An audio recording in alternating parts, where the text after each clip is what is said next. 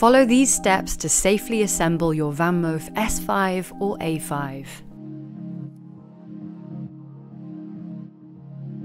Open the box and gently slide your bike out. You will find your assembly kit in the front wheel stand.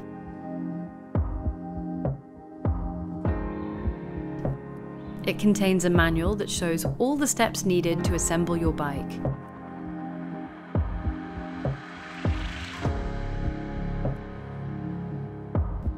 It also contains your VanMoof toolbox, which has everything you need for the assembly. Here are the tools you need, which are provided for you. First, remove the motor cable connector from the cardboard. Take the front wheel off the bike by squeezing the tab on the cable ties. Remove them and save them for personal use. Remove the protective packaging from both sides of the front wheel and set it aside for later. Remove and recycle all the protective packaging on the bike frame, but leave the packaging on the brake levers for now. Keep the box in case you ever need to return your bike. Next, we will attach the front wheel. Place the bike upright on a soft, solid surface to avoid scratching the floor or your bike.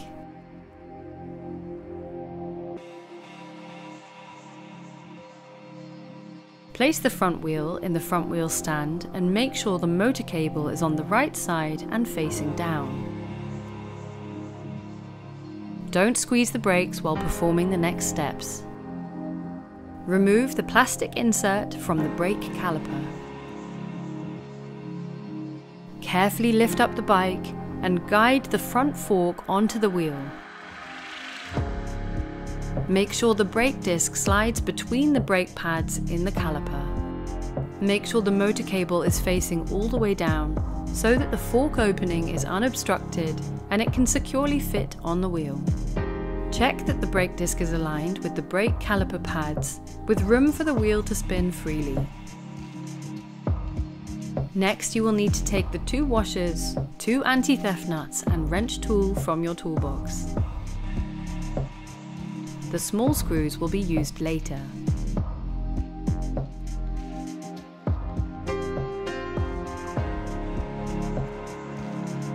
Place the washer and anti-theft nut on the right side of the wheel and use the anti-theft wrench to tighten it. Repeat for the left side of the wheel.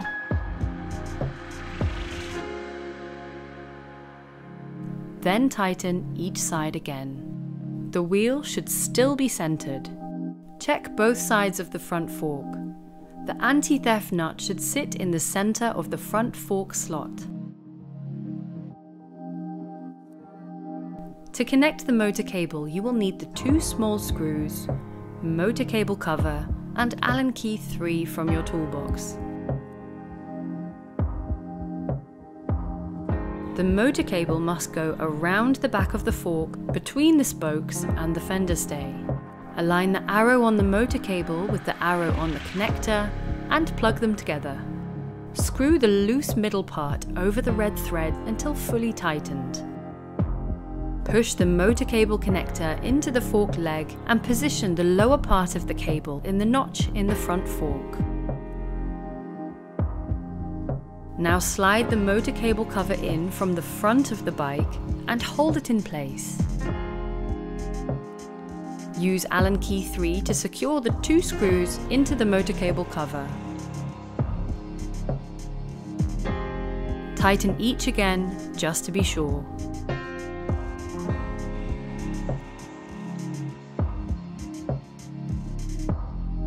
Take the bike out of the wheel stand. It's now time to align the handlebar. Rotate the handlebar 90 degrees so it aligns with the front wheel. Use Allen key 5 to tighten the screws. Make sure the handlebar stays in line with the front wheel. Don't over-tighten the screws, just tighten until the handlebar cannot rotate freely while holding the front wheel between your legs. The packaging on the handlebar can be removed now, as it's safe to squeeze the brakes.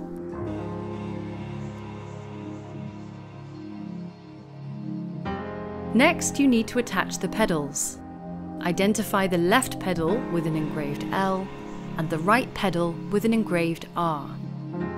The right pedal goes on the side of the chain cover. It is tightened clockwise. The left pedal goes on the side of the kickstand and is tightened counterclockwise.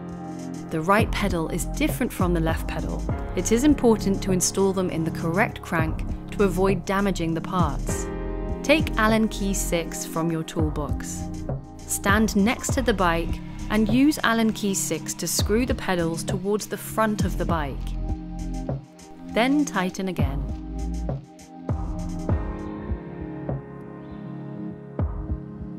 To inflate the tyres, take the pump from your assembly kit.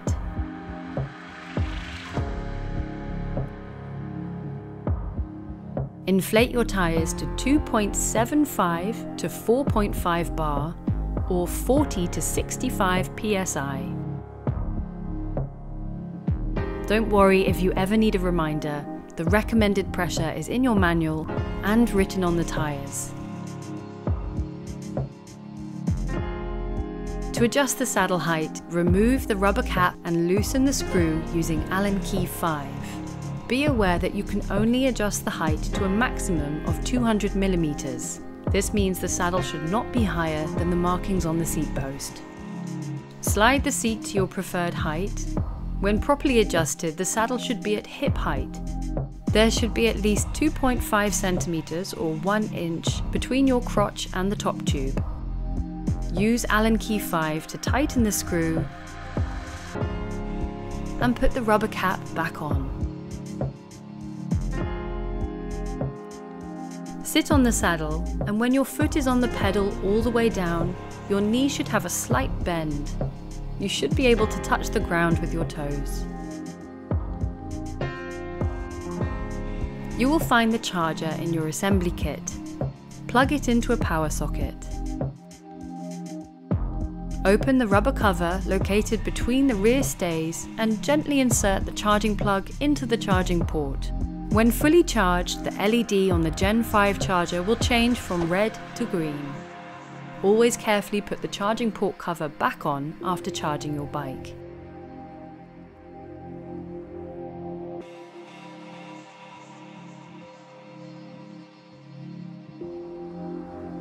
You can now activate your bike. If you haven't already, download the VanMoof app, create an account, and register your bike. Make sure Bluetooth is on. Your bike should automatically connect to the app. Let the app guide you to create a personal unlock code and customize your bike settings. If the connection fails, put your phone closer to the bike and make sure your Bluetooth is on. Now for a final check that your bike is correctly assembled. Is your front wheel correctly positioned in the front fork? Are your front and rear wheel nuts tightly screwed? Is your handlebar stem properly tightened with 2 screws? Is your saddle set at the correct height with the seat post clamp screw properly tightened? Are your brakes working properly when you squeeze them? Are your tyres inflated to the correct specifications? Are your pedals screwed on tightly and on the correct side of the bike? Is your bike fully charged before first ride?